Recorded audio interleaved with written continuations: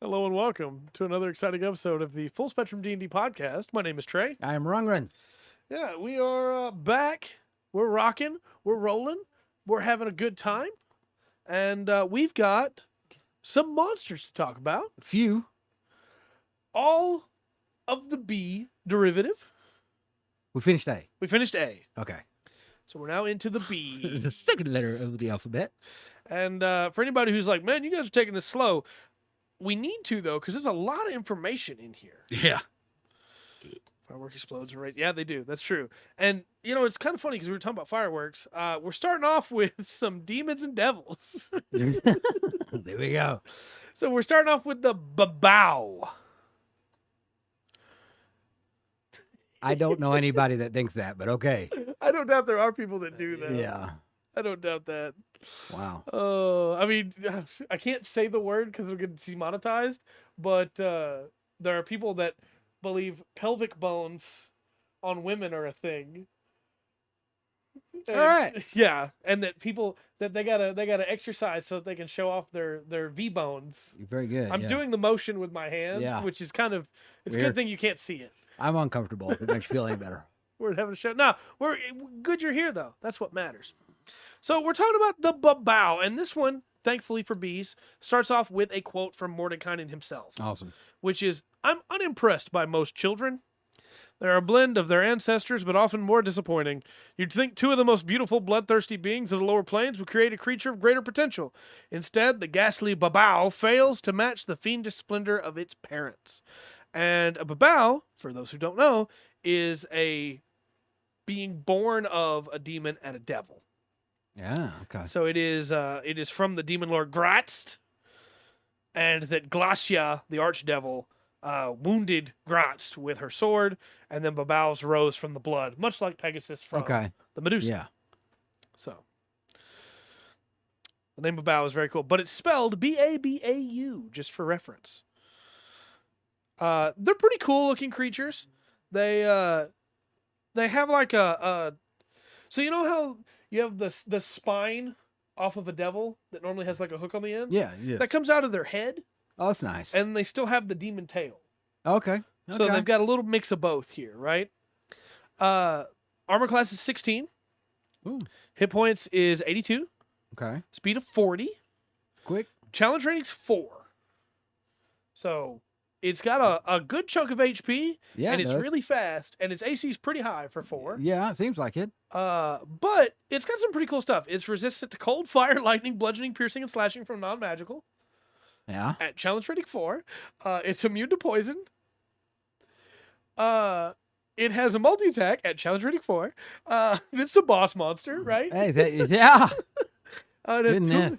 two claw attacks, and it can replace one attack with a spellcasting or weakening gaze. The claw attacks are +6 to hit, with a reach of 5 feet. Wow. Single target, 1d4 + 4 slashing plus 1d4 acid. Okay. Well, that's not a lot of damage right there. So it's rolling out at least 44 damage every time it 44, attacks. 'Cause okay, it's 2 claw yeah. attacks. Gotcha. Or it can replace one of those with spellcasting or weakening gaze. Okay. Which is pretty solid for a But- CR4 yeah. monster. Yeah, it is. This I don't thing know. is this looks rough. Spellcasting wise, it can cast one of the following spells, requiring no material components, of course. Wisdom save is DC 11. Okay, that's low. At will, it can cast Darkness, Dispel Magic, Fear, Heat Metal, and Levitate. I don't know who put Heat Metal on this thing, but that is not a CR4 monster ability. No, go over those spells again. Darkness, Dispel Magic, Okay. Fear, Heat Metal, and Levitate. If this thing makes it past 4 turns, it can immobilize your group. All I'm saying is if And this get thing away. Heat Metal's your Paladin or your Cleric, Well, you heat metal your paladin, you throw darkness over somebody else so they Yep. can't see out of it. Then you dispel the magic of a magic item. If you got 4, you have to do it over 4 turns. yeah. But you've got enough But ammo there to really tear a party 82 apart. hit points is pretty stout with a 16. I think, don't get me wrong, 4 turns, I think you can kill it in that 4 if you have a pretty decent party. But Yeah. you're gonna, more often than not, it's gonna be dodging their attacks with a 16 at 4th level. So, Yeah. and then it still has weakening gaze. It targets one creature it can see within 20 feet of it. That target must make a DC 13 con save. On a failed save, the target deals only half damage with weapon attacks that use strength for 1 minute. The target can repeat the saving throw at the end of each of its turns, ending the effect on itself on a success. Okay. The target number is not very high No. on either effect. The 11 for wisdom and the 13 constitution. So Yeah. those aren't really high. Those are easily passable. Right. I think with a solid counter. But if you roll poorly, yeah, you're doing half damage on this thing that's already got resistance to non-magical attacks. yeah, Like this thing is stout. This is for sure a boss monster in my mind for low-level encounters, and then is still pretty usable as a troop yeah, minion for later encounters. absolutely.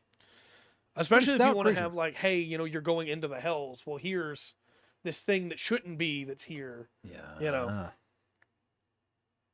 Or if you go into the elemental chaos or the far plane, this is a creature that shouldn't exist. It's perfect for those. true. I don't know, man. That's a tough creature for CR4. Yeah. All right. It's followed up by now you might recognize this fiend.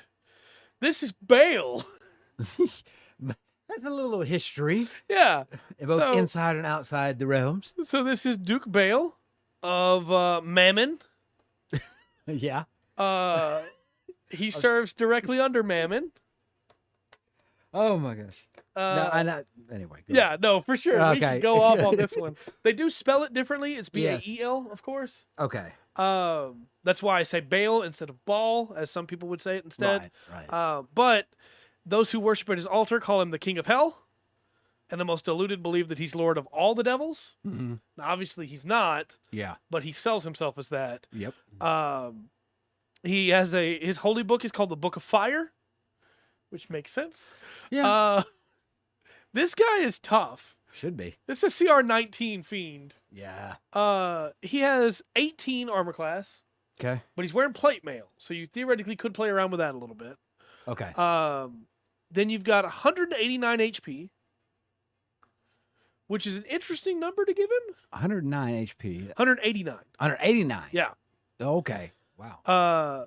I would probably round that up to 20 Mhm. if it was me, but 189 is whatever. Speed of 30, right? Okay. He has resistance to everything that demons do except special because he's a fiend. So he has cold bludgeoning, piercing, slashing from non-magical, but they also have to be silver Yeah. because he's an arch fiend, right? He's big up the chain. Yeah. He's immune to fire and poison, of course, and then he can't be charmed, exhausted, frightened, or poisoned. Like if you run his HP to 20, it's better than yeah. And 200 makes way more sense to me. Yes. He also can speak all languages, has a passive perception of 23, has true sight up to 120 feet, and has telepathy up to 120 feet. Yeah. You're not throwing these at something at a group that doesn't know what he's doing. No, for they're sure. doing. They got to be ready. So let me get into what this guy can do. Yeah. Because Bale had a stat sheet in 3.5. Yeah. I don't think he ever got brought to 4th edition, but most people could just run the 3.5 one. And this one has changed quite a bit. And I'm going to tell you, I think this is the better version of him by far. Okay. This is a way more intimidating monster in my mind. Because the 3.5 version was basically just a chain demon that was... Bumped up. Yeah, buffed up. So he has Dread. Any creature other than a devil that starts its turn within 10 feet of Bale must succeed on a DC 22 Wisdom saving throw or be frightened of him until the start of its next turn. Wow. And if it succeeds on the saving throw, automatically if Bale wishes it, or if that creature becomes incapacitated, or if Bale becomes incapacitated. Sorry. Okay. So just, hey, if you're within 10 feet of him, you got to roll every turn to see if you can even stay within 10 feet of him. Yeah. Your turn might just be gone immediately.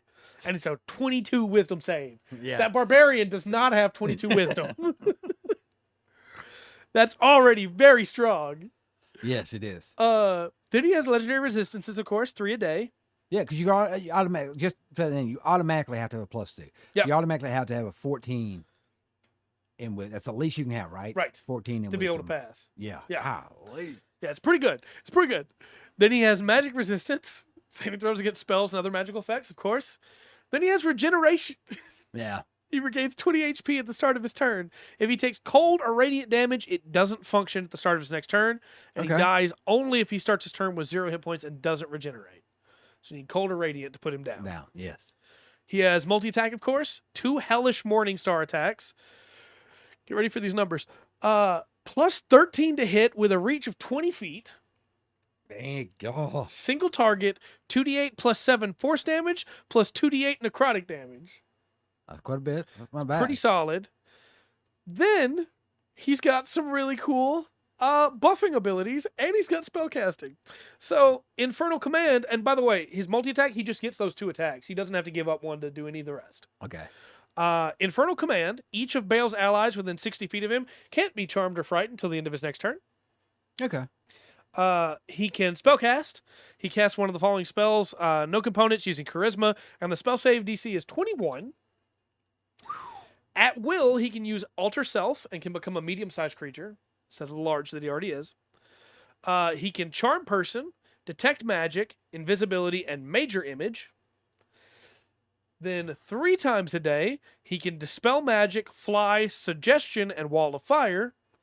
Yeah. And 1 time a day, he can dominate monster. That's cool. Yeah. You go. Then he can teleport up to 120 feet to an unoccupied space he can see. Look, as the edition's gone on, and as they make this, have you noticed how much bigger the battlefield has got? Yep, it's gotten really big. We got to incorporate everything now. Yeah. 120 feet. Then he has his legendary actions, where he can, as a legendary action, use spellcasting or teleport. Stop giving him ideas. Another legendary action, he can just use Infernal Command again for free. Yeah, now these are what you'll use on initiative turn 20. Yep. And then for 2 legendary actions, he can attack again, where he just gets another free attack. Okay. So he doesn't have crazy legendary actions like some of the other ones do, but I think with what all he can already do, Yeah. he didn't need crazy legendary actions. No. Because you still want to balance it. I think having to spend the 2 to get an extra attack, which I know that's 2 attacks again. Right. Is still, I think that should be 1. Yeah. That costs 1 point just because he's CR 19, and you're going to be facing supposedly with 4 players that are CR 19. They're going to have lots to pull off as well. Oh yeah. The battle will be epic. I think you're going to have to use your legendary points. I think too much for on the DM side of it. I think spending 2 points of your legendary action for the extra attack is not worth it. I agree. It's much better to just use it for spellcasting. Yeah. Dispel magic. Fly. Mm-hmm. This is a cool boss monster, I think. Yeah. Good job one. I like him. So after that, we have the Belhanath. Okay. These are from the Shadowfell. They alter reality in their lair to make the place appear inviting to travelers. Yeah. And they are like mimics, except they mimic other things. Instead of, when you have a roper that is pretending to be a stalactite, right? Or you have the mimic that's pretending to be a treasure chest. This uses teleportation and illusions to try and pretend to just be anything, right? What are the mimics' teeth made out of in Dark Souls? In Dark Souls, they're bone. It's disgusting. Yeah, they are. They sure are. I love it. They're finger bones. Yep. So basically, most of the time you're going to find Belhanans in dungeons. Yeah. Because builders of dungeons will capture them to use for guardians. Yeah. And this is a monster you're going to need you actually going to have to set up for to feel and work right. Yeah. As a DM. So it's CR 11. Not too high, but high enough that you can throw it basically anywhere, right? It could be a cool boss monster for early on, or it can later on be a cool encounter when you're going through a dungeon. Armor class is 17. Hit points are 114. It has a 25 speed for walking and climbing. Okay. So it has both of those. It's immune to being blinded. It has blind sight for 500 feet, but is completely blind past that radius. Yeah. And passive perception is 16. Has telepathy for a mile and understands deep speech, but otherwise no other languages. It has 2 legendary resistances, which is really interesting.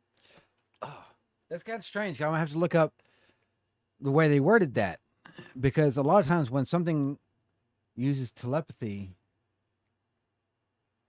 but it only understands the one language. Yeah. Only one spoken language. Right. Normally they can understand any language through telepathy. Yeah, because you're not using the words, you're using images.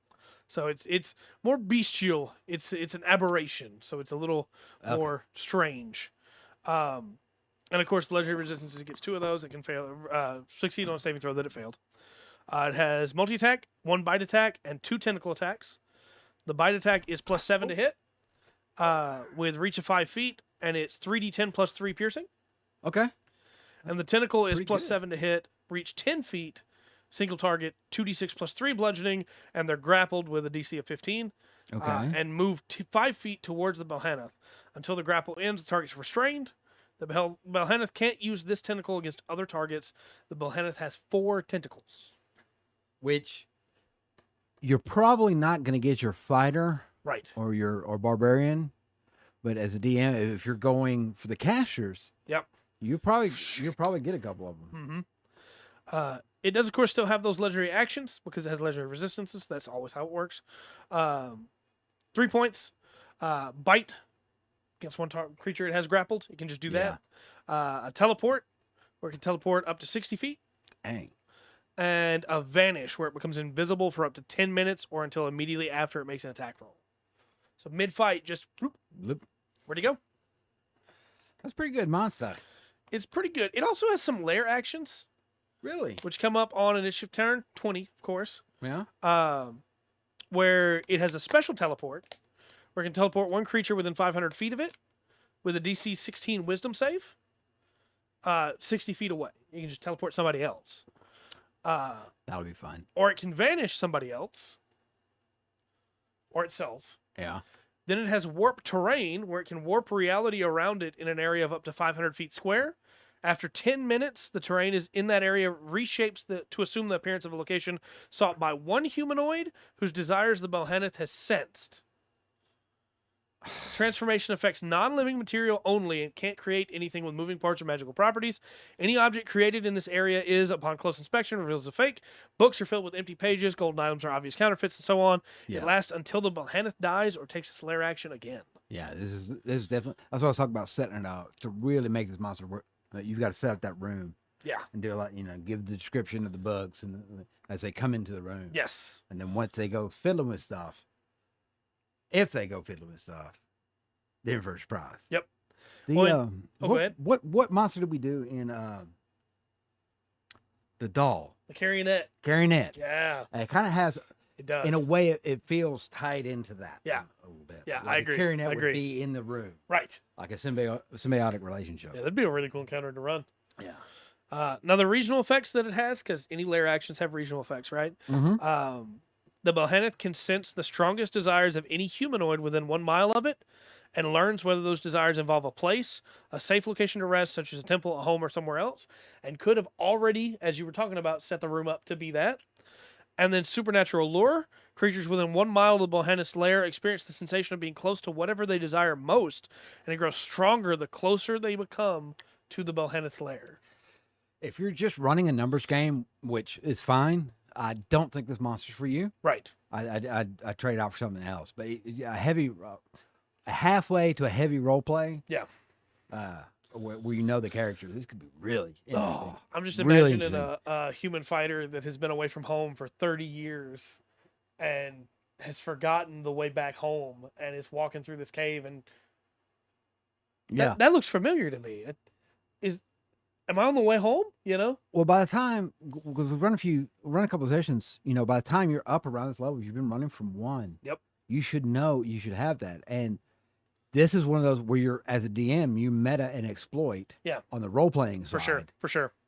And don't jack with the numbers, Yeah. but you're going to have to meta exploit the role playing side to set this up right. Yeah, and it will be good. I agree. If you set it up right, your players are going to go and freak out. So cool. Best session ever. Yeah. Yeah, for sure. A cleric that finds themselves in their temple. Yeah, or like if I was going to use this monster, let's say with Den. Yeah. Right. Hey, behind that door, or we had a few characters that you or other people in the group have played that have had something very specific that could be exploited. Yeah. By a monster on this to push. For sure. And but that was we had some role playing in Yeah, that. absolutely. And I agree. I think without the role play, this monster loses a lot of its teeth, as it were. Fair to say. Next up, we have the Banderhob. Yeah, getting more into the RP side is really fun to me. I love talking about how you can use monsters RP-wise. Yeah. Banderhob is a really interesting monster. Some people might remember it. It is, in a lot of ways, the inspiration for the Grung. Okay. From way back in the day, right? Mm-hmm. These are the frog creatures that aren't frogs anymore, that hags have turned into Banderhobs. Okay. They are the grotesque toads that have the big jaw that can open up and can devour things. They fulfill their duties until their existence ends, depending on whatever they're given a duty for. What do they count as? They are monstrosities. Okay. So maybe the hag creates the Banderhob to be able to go and gather a lock of hair from somebody so that it can be used in a hex. And the Banderhob goes and gets that lock of hair however it gets it. Yeah. And then comes back and dies. Yeah. But until it has done its job, it will not stop. It is 100% focused on its task. These are CR5. Okay. AC of 15. HP of 84 with a speed of 30. They have a dark vision to 120 feet and a passive perception of 12. And they understand common and the language of its creator, but can't speak. Okay. They have a resonant connection. If the Banderhob has even a tiny piece of a creature or an object in its possession, such as a lock of hair or a splinter of wood, it knows the most direct route to that creature or object if it is within 1 mile of the Banderhob. So if the hag's order is, hey, go kill these adventurers that have been interrupting my stuff, Yeah. here's a piece of wood that one of them was carrying, Yeah. they will find you. Yeah. This is like the hag version of kind of like Unseen Servant. Yeah, pretty much. You know, you send that to track anybody anywhere almost. It's kind of just a more physical. So this is how Banshees do it. Yeah. They're pretty nasty too when it comes to their damage. They have multi-attack, 1 bite attack and 1 tongue attack, and you can replace 1 attack, either one, with the use of Shadow Step.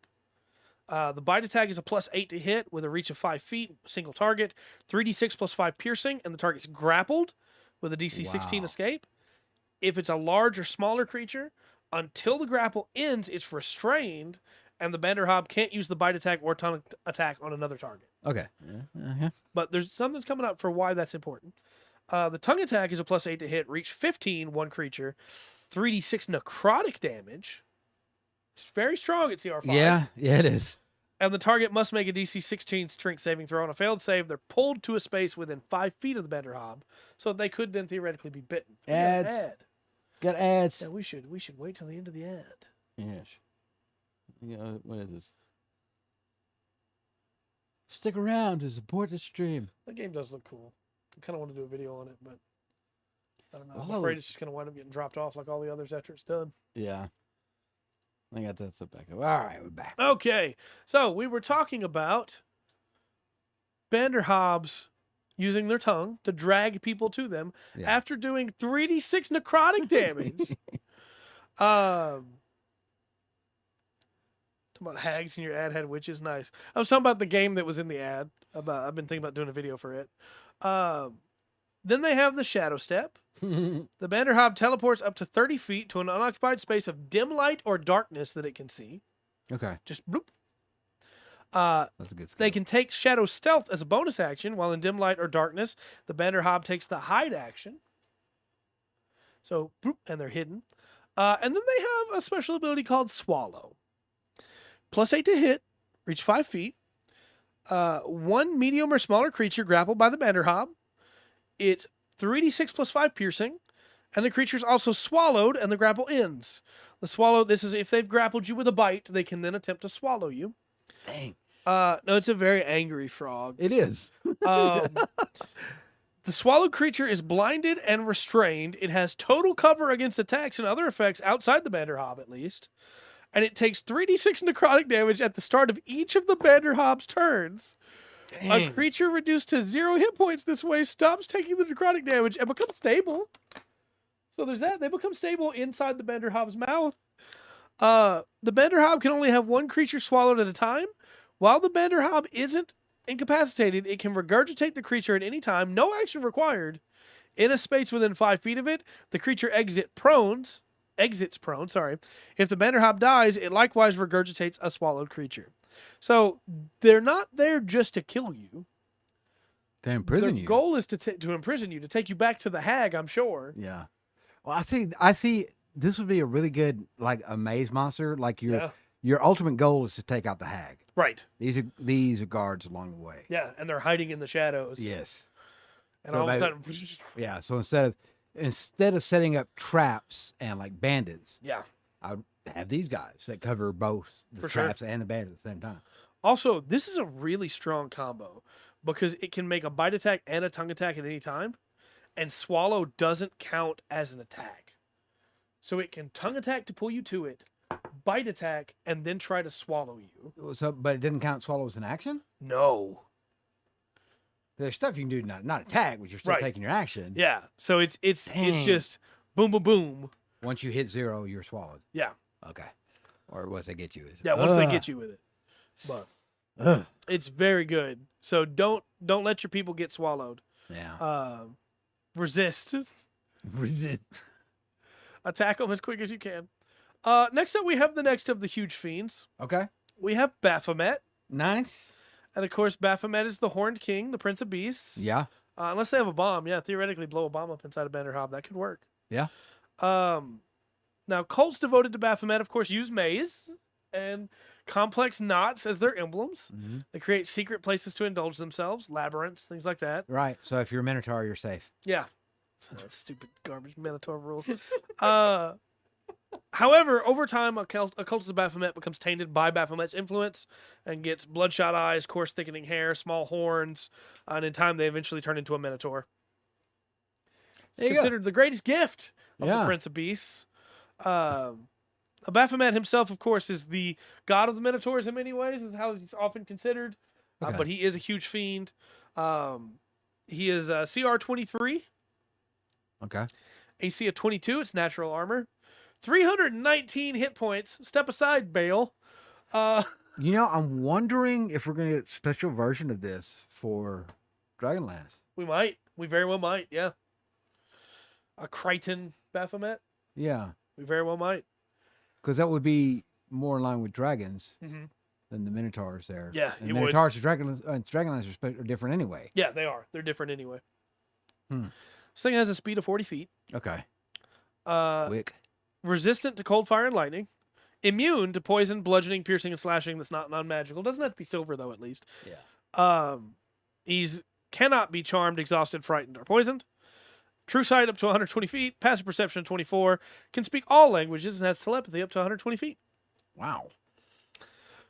Now, he's got, of course, labyrinthine recall. He can recall any path he's traveled. He's immune to the maze spell because he's a Minotaur. Yeah. He also has 3 legendary resistances and magic resistance, of course. Now, I'm not going to lie to you. He's pretty nasty. His attacks are a multi-attack, 1 bite attack, 1 gore attack, and 1 heart cleaver attack. And he also uses Frightful Presence every time he does those. So, that's pretty tough. The bite attack is a plus 17 to hit with a reach of 10. And does 2d8 plus 10 piercing. Not too much damage, but it's a plus 17 No, to but hit. unless you roll a 1, you're probably going to hit. He's probably going to hit you. His gore attack is a plus 17 to hit with a reach of 10 feet. Single target, 2d6 plus 10 piercing. And if he moved at least 10 feet straight towards the target before the hit, immediately before the hit, they take an extra 3d10 piercing. If the target is a creature, it must succeed on a DC 25 strength saving throw, or be pushed up to 10 feet away and knocked prone. So you've got to have a strength of at least 18, and roll a 20 to hope to pass. Yeah, it's very. So basically, at that level, you're going to have barbarians. Yeah. And maybe if you get your fighter that way. Yeah, that are probably going to be able to withstand pass, but not much else. Everybody else is going to get pushed around. Then he can do Heart Cleaver. Plus 17 to hit, reach of 15 feet, single target, 2d10 plus 10 force damage. Yeah, if you got a negative in strength, you're getting done. You're getting gored. Stay out of the way. Then he has Frightful Presence, which activates every time he attacks. Each creature of Baphomet's choice within 120 feet of him and aware of him must succeed on a DC 18 Wisdom saving throw or become frightened for a minute. A frightened creature can repeat the saving throw at the end of each of its turns, ending the effect on a success. The later saves have disadvantage if Baphomet is within line of sight of the creature. Okay. If the creature succeeds on any of these saves or the effect ends on it, they're immune to frightful presence for the next 24 hours. Okay. So Bales doesn't have that. Bales, you just keep having to mess with it. But Baphomet's is a little bit stronger, and so it has that all there. Gotcha. Then he has spellcasting. Dispel Magic, Dominate Beast, Maze, and Wall of Stone are all 3 times a day. Okay. And his spell save DC is Pretty stout. 18. Ooh. And once a day he can teleport. So he can. So it's actually beneficial for him to cast the maze spell. Yep, because he knows where he's at. Yeah. He's immune to it. Yeah. There's that for him that spell's feasible. Yeah. For players it's not so much unless you have a very specific. Yeah, your whole party's Minotaurs. Right. Or you have one target something. Yeah, you're gonna have to have a very specific setup. Yeah. To cast that, but.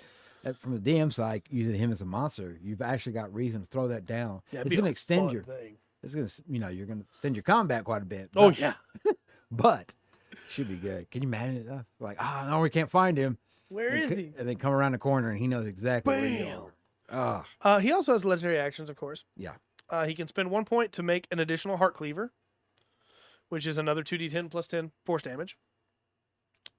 Then he can do a charge for 2 legendary actions. He moves up to his speed, which again is 40. Yeah. Without provoking opportunity attacks, and makes a gore attack. And because he's moving towards you, it'll automatically get the extra 3d10 piercing. Wow. He's pretty stout. Pretty tough. Then he's got lair actions. Yeah. Because of course he does. Yes. Illusory Room, he casts Mirage Arcane, affecting a room within the lair that is no larger in any dimension than 100 feet.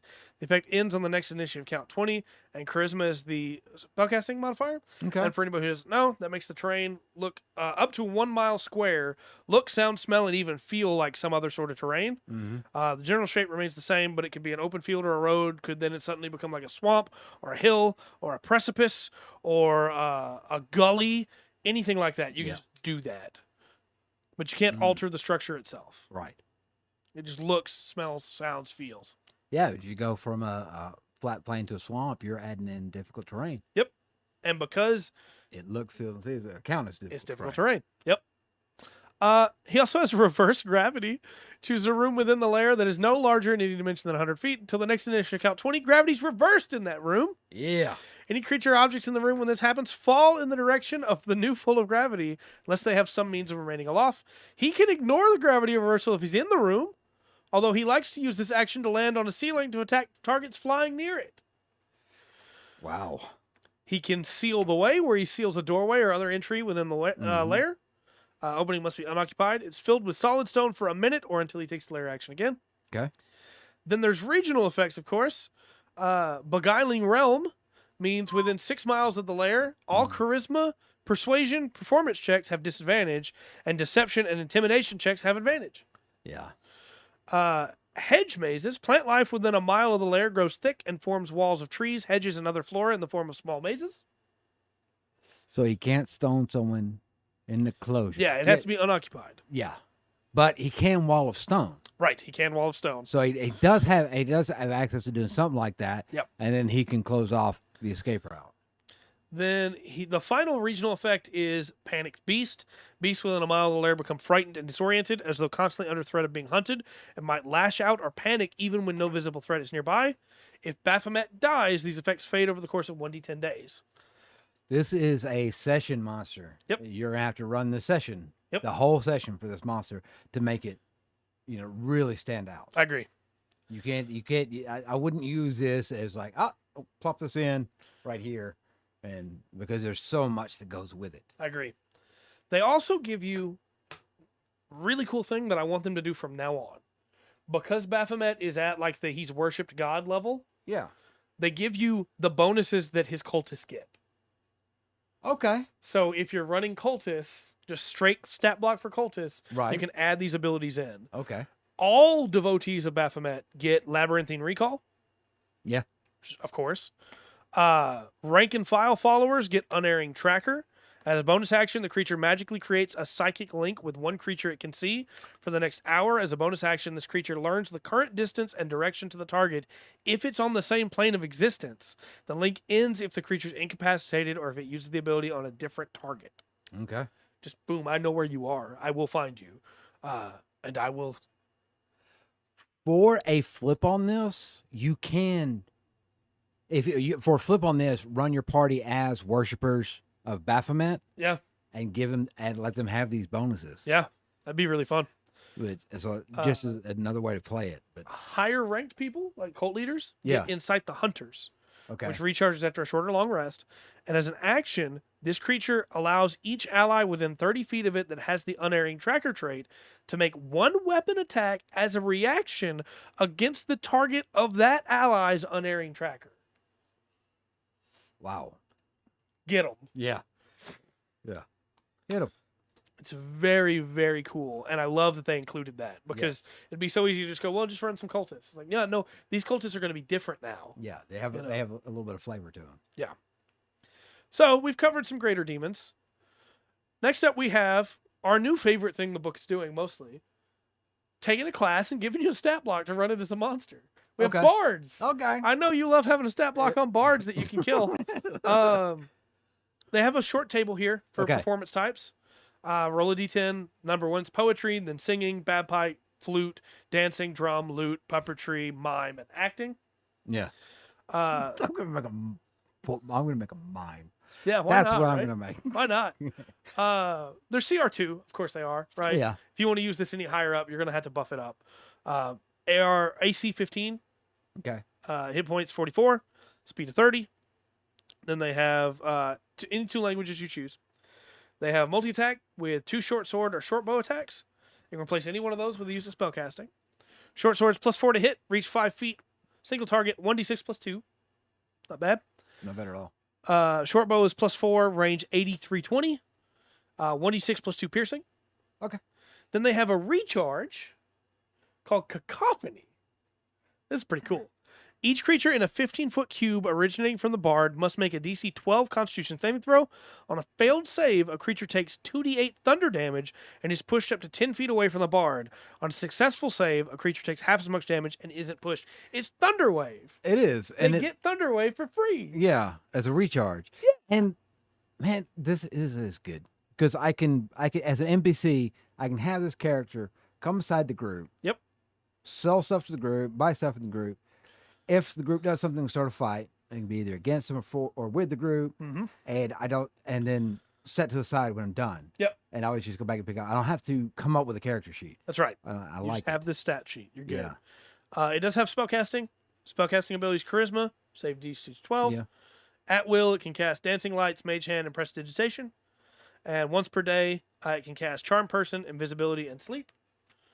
And then it has a bonus action called Taunt that's really interesting. Okay. It targets one creature within 30 feet of it. If the target can hear the bard, the target must succeed on a DC 12 Charisma saving throw or have disadvantage on ability checks, attack rolls, and saving throws. Yeah. Until the start of the bard's next turn. It can do that twice a day. Nice. That's a good one. It's a bard. Here you go. Yeah. I like it. Next up, we have one of my favorite monsters in old school D&D. Oh. It's the Barghest. The Bargheist. Yeah. This thing is great. Now, of course, the god Maglubiet, conqueror and lord of early goblinoids, bargained with the general of Gehenna. Okay. And was given the Barghest. Okay. Its job is to consume souls. That's its job. Mm-hmm. It likes to kill goblins because things went bad before. Right. And that's what it prefers, but it will eat any soul if it can. It works specifically for the general of Gehenna. Yeah. Go ahead. Well, I was going to say this would be a very interesting monster where you can actually go to the lore. Yeah. Of the Bargheist. I mean, outside the D&D book, right? The old Irish tales, or whatever they may call. Yeah. If you're Scottish, it'd be something different. If you're here, it'd be something different. But they're all basically the Bargheist, and it will give you a lot of flavor. Oh yeah. Into running this creature. Oh yeah. One really cool thing about the Barghests that has come in from mythology Yeah. is that it avoids large open fires because any fire larger than its body acts as a gateway back to Gehenna and banishes it back to that plane. Where if it doesn't come back with fresh souls, it will be killed. So if you can trick the Barghest into going into the fire, Yeah. you win. That's cool. The official D&D pronunciation of it is Barghests. I have a hard time just calling it Barghests, Yeah. but any of the words are fine. As was just said, there's a different name in all of the mythologies. Right. And I've always hollered, the Bargheist! Yeah. So I'm going to keep doing that. I don't blame you. But it's a very cool creature that, again, it's only CR4. You're not going to be using it for a lot of, like, hey, big boss monster. Yeah. But it could be a really cool boss monster for an early campaign. Yes, definitely. And it can be a really cool, just like, hey, this town's being attacked by a Barghest. You gotta figure out a way to get rid of it. Yes. You know? Yeah. Exercise this thing. This is a step creature. Yeah. Right? You've got, it's a mini boss. Right. You got a small session to start at a big session, and Absolutely. this is where you're going with. It's CR4. CR as Challenge rating. Challenge rating. You're supposed to have 4 players at that level. Yeah. Well, technically, you'd be 4 players at that level. It should be an even challenge. Right. You can use a one-off for sure. It'd be a really cool monster using a one-off. Armor class is 17. Pretty high. Don't get caught in the washing machine. Yeah, I mean, Barghests doesn't care what other people feel. What are you doing, Step Barghests? 60 HP, speed of 60. Dang. 30 in a goblin form. Because we're going to get to that. It can take the form of a goblin. Okay. Which is another reason that they are able to get around it. It's spelled Barghest. And again, depending on your area of the world, it's going to be pronounced differently. The official pronunciation for this monster in the D&D world book is Barghest. Yeah. But so its resistance to cold, lightning, bludgeoning, piercing, and slashing from non-magical. Okay. It's immune to acid and poison. It has dark vision and blind sight, 60 feet. Passive perception of 15. It can speak Abyssal, Common, Goblin, and Infernal, and has telepathy up to 60 feet. It's very, very strong in that regard. Yes, it is. It has fire banishment. When it starts its turn engulfed in flames that are at least 10 feet high or wide, it must succeed on a DC 15 charisma saving throw or be instantly banished to Gehenna. Yeah. Where it will be, of course, murdered. Yeah. It has soul feeding. It can feed on the corpse of a fae or humanoid it killed within the past 10 minutes. Its feeding takes at least a minute, and it destroys the corpse. The victim's soul is trapped in the Barghest for 24 hours, after which time it is digested and the person is incapable of being revived. Oh, no. If the Barghest dies before the soul is digested, the soul is released. While the soul is trapped in the Barghest, any magic that tries to restore the soul to life has a 50% chance of failing and being wasted. Right, at that level, when you're scrounging the diamonds. Yep. That's rough. Yeah, you need to kill this thing. Don't. Yeah. Also, I want to clarify. If you banish this thing while the souls are still in it, It's brought new souls. those souls are gone. You Yeah. can't get them back. They're in Gehenna now. This is a, hey, my party members got eaten by a purple worm and I cast Disintegrate. Yeah. This is a, hey, I'm sorry, but you're not getting them back. Time to roll new characters. No, this one, I know it's got a couple more abilities to go over, but this one definitely, I think you need to add in the flavor. I think you agree. need to RP this one up a little bit. If you kill it before you throw it in the fire, you can get the souls back, but not if you put it in the fire first. So just something to keep in mind. And also, it depends on your DM, I guess, but once a soul's in Gehenna, I would not allow resurrection to work anymore. I would, but you'd be in Gehenna. Well, yeah, exactly. That's what I mean. Your soul can't come back to the mortal plane. Yeah. Because your soul can't fight out of Gehenna. The general of Gehenna, the Eugaliths are there. Yeah. You're not getting out. So That's such a weird. I love D&D because of some of the crossovers of different mythologies. mythology and stuff. Yeah. Yeah, it's great. So also, for anybody that does know Irish mythology, don't expect a Gwishki to come save you here either. The Barghest has multi-attack, 1 bite attack, and 1 claw attack, right? The bite's a +6 to hit, reach 5 feet, single target, 2d8 +4 piercing. Okay. The claw is +6 to hit, reach 5 feet, single target, 1d8 +4 slashing. Then it has spellcasting you can do instead.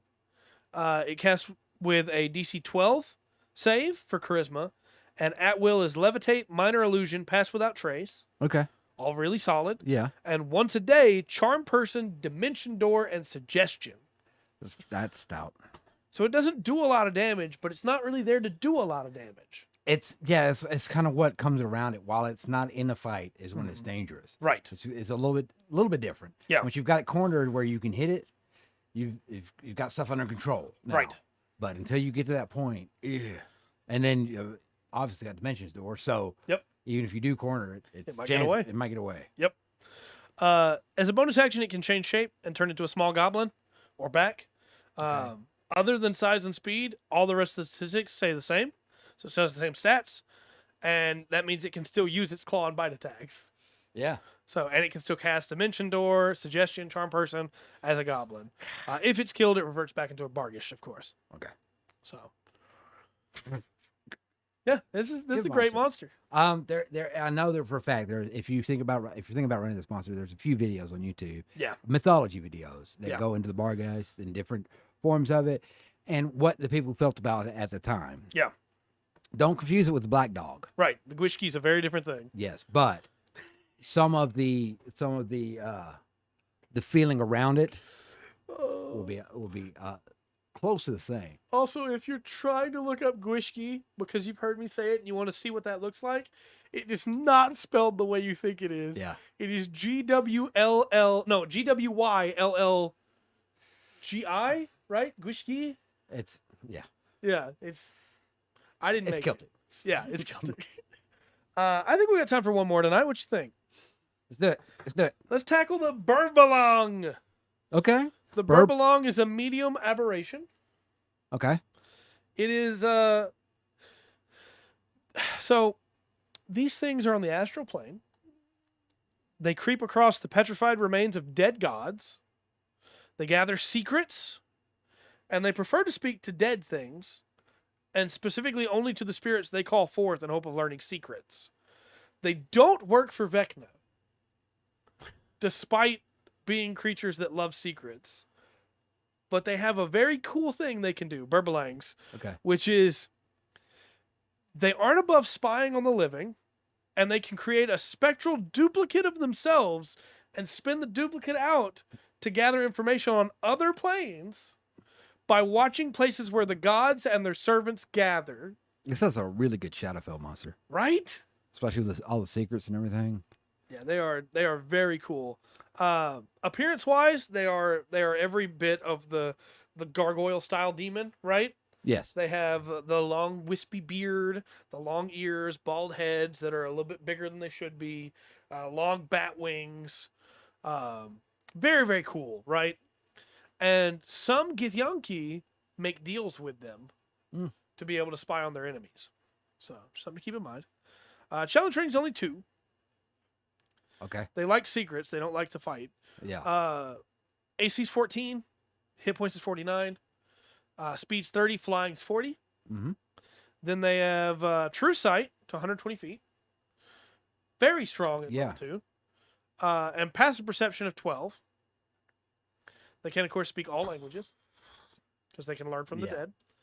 The Burbalang makes 1 bite attack and 1 claw attack.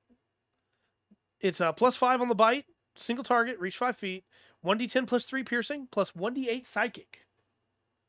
Okay. Pretty strong at CR2. It is. Yeah, it is. But, man, a couple of about 3 good swats across the group. Yeah. And they've got it. Yeah. They've got it. The claw is +5 to hit, reach 5 feet, 2d4 +3 slashing. Okay. Then the spellcasting that it can do, no material components, intelligence to the spellcasting ability. At will, it can cast Speak with Dead. And then once per day, it can plane shift itself only. Okay. So it can get away. Then as a bonus action, it can use Spectral Duplicate. Recharges after a short or long rest. It creates 1 spectral duplicate of itself in an unoccupied space you can see within 60 feet of it. While the duplicate exists, the Burbalang is unconscious. A Burbalang can only have one duplicate at a time. The duplicate disappears when it or the Burbalang drops to 0 HP, or when the Burbalang dismisses it, no action required. It has the same stats and knowledge as the Burbalang, and everything experienced by the duplicate is known by the Burbalang. All damage dealt by the duplicate is psychic damage. Yeah. I think, this really is a good monster, but it also is really something I know the group doesn't want to work with this being. Right. But it has the answers the group needs. That's right. They need to know, and it's the one that has the secrets. Yes. Burbalang. Yeah, it's a pretty horrifying little creature. Yeah. It doesn't do a ton of damage, but if you run out and you run into the room and you start fighting this thing, you might actually be fighting the duplicate the whole time that's just doing psychic damage. Yes. You have no resistance against that. No. Not only that, it just, you get it low and it wakes up. It's like, you know what, I'm done. Yeah. On that plane for a little bit. Yep. I'm going to leave. Yeah, it's very cool. It's very cool. I want to get into the next one, but let's do one more. Yeah. One more. Okay. What do we got? We are almost done with the bees. We have like 6 more bees, but this will leave us with only 5 bees to go. Okay. So next up we have the Bhuer hag, which again, we'll find it just sticks in the shadows and learns absolutely everything you can do, and it just keeps sending. Yeah. It's pretty good. Yeah. Pretty good. Making alliance to the boss for sure. Bhuer hags live in wintry lands, favoring snowy mountains. These are like the evil versions of dryads, right? They live out in the wild. They keep to themselves. Okay. But they are not afraid to go and just like cut down a grove for firewood or kill a traveler for their coat. Okay. Which is a really cool aspect, I think. Or killing a merchant and using them as food to get through the winter. It sounds like it's a little bit of a fairy tale monster. Yeah. It really feels like they're going for that. Something cool. So they have some really cool abilities. They can manipulate the weather, but they also want to inspire horror. And if they're near a recently slain foe in combat, the hag may choose to not attack to instead feed on the corpse. So they're a CR7 creature. Okay. Their armor class is 17. Hit points 91. They have a walking speed of 30 and a flying speed of 50, where they hover using their gray staff magic. Dark vision 60 feet, immune to cold, passive perception 14. They speak Orin, Common, and Giant. Okay. They can control weather once a day. They can cast control weather, requiring no material components and using charisma. Okay. Just boom, control weather. Yeah. They have gray staff magic. They carry a gray staff. They can use the flying speed only while astride the staff. If the staff is lost or destroyed, they must craft another, which takes a year and a day. Okay. Only a Bhuer hag can use a gray staff. Yeah. So your party can't just grab this and start flying around. They also have Icy Walk. They can move across and climb icy surfaces without needing to make an ability check, and difficult terrain composed of ice or snow doesn't cost them extra movement. Dang. They just, if it's an ice field, no problem. Yeah. They have a multi-attack, 2 slam or frost shard attacks. Ooh. The slam is a +4 to hit, not too high, but it's a CR7 creature. Reach of 5 foot, 1 target, 2d8 +1 bludgeoning, +4d8 cold damage. That'll catch up to you. That's why it doesn't have a very high to hit, because it hurts. Yeah. That's more health than a level 7 wizard probably has. Yeah. And it can do 2 of those. Yeah. Then the frost shard is a ranged spell attack, +6 to hit, range 60 feet, single target, 68 +3 cold damage, and their speed is reduced by 10 feet until the start of the hag's next turn. Okay. It's very solid. Yeah. But nothing compared to what it has next. Oh, okay. Horrific Feast. The hag feeds on the corpse of one enemy within reach that died within the past minute. Each creature of the hag's choice that is within 60 feet and is able to see the feeding must succeed on a DC 15 wisdom saving throw or be frightened of the hag for 1 minute. While frightened in this way, a creature is incapacitated, can't understand what others say, can't read, and speaks only in gibberish. Oh my gosh. A creature can repeat the saving throw at the end of each of its turns, ending the effect on itself as a success. And if it's successful or the effect ends for it, they're immune to the hag's horrific feast for the next 24 hours. Yes, that is 10 rounds. 10 rounds. If you fail, you're out of the fight. Yeah. And DC 15 at level 7 is pretty high. It is, and it's very specific on its because 5e doesn't have a definition between frightened and horrified. Right. To where you've got those two different levels of where you're just this is real horrified. Yeah, you're actually you can't read, you can't speak. Yeah. You can speak, but you don't speak words. Yeah, it's very good. And then it still has spellcasting. So at will, charisma, spell save DC 14, right? At will is hold person, which is definitely not good for eating people. And then once a day each, cone of cold, ice storm, and wall of ice. However, it can only cast these while it's holding or riding the gray staff. So if you can get the staff away from it, you take away its ability to cast magic. Okay. Which is a really cool addition to the fight, I think. Yes.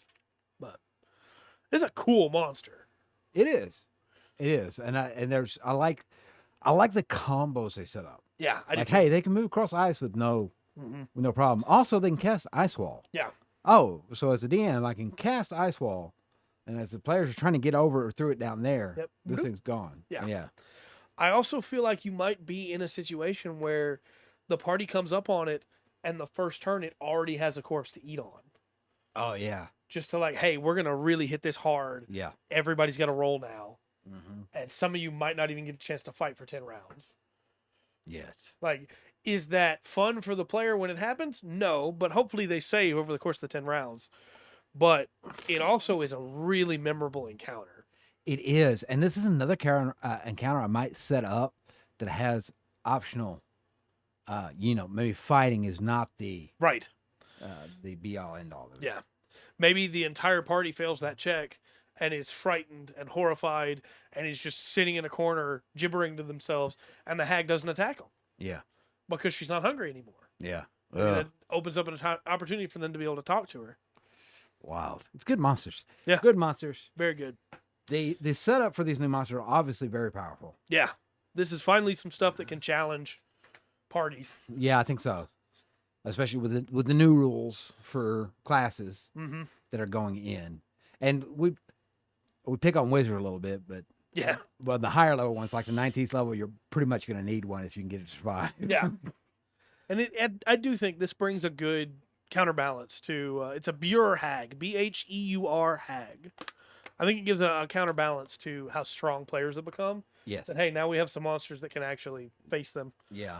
In that way, I do think this book is a must grab for DMs. I think you need this book. Yeah. Certainly, if you're running the new rules, you need to at least have a look at this. Yeah.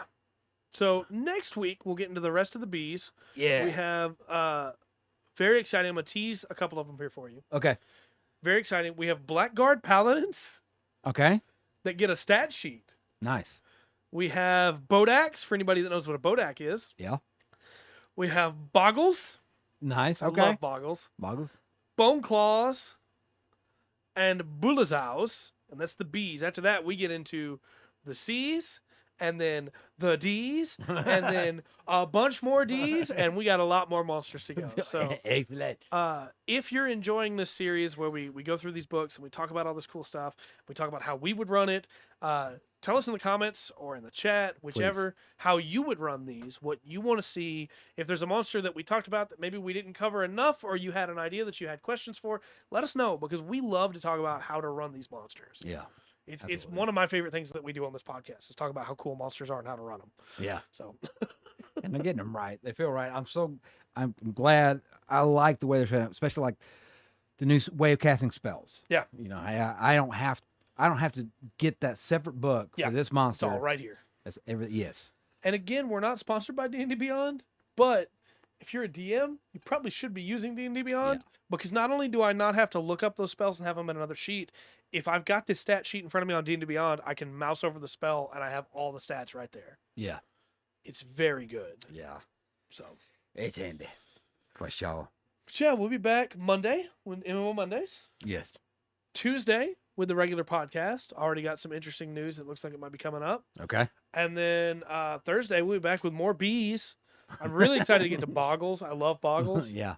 And again, I'm stoked because this book has a lot of Celtic mythology in it. It's funny because Boggles are kind of a low-level standard creature. Yeah. But they don't get used. No, it's always just goblins or kobolds. Like, come on, Boggles are right there, man.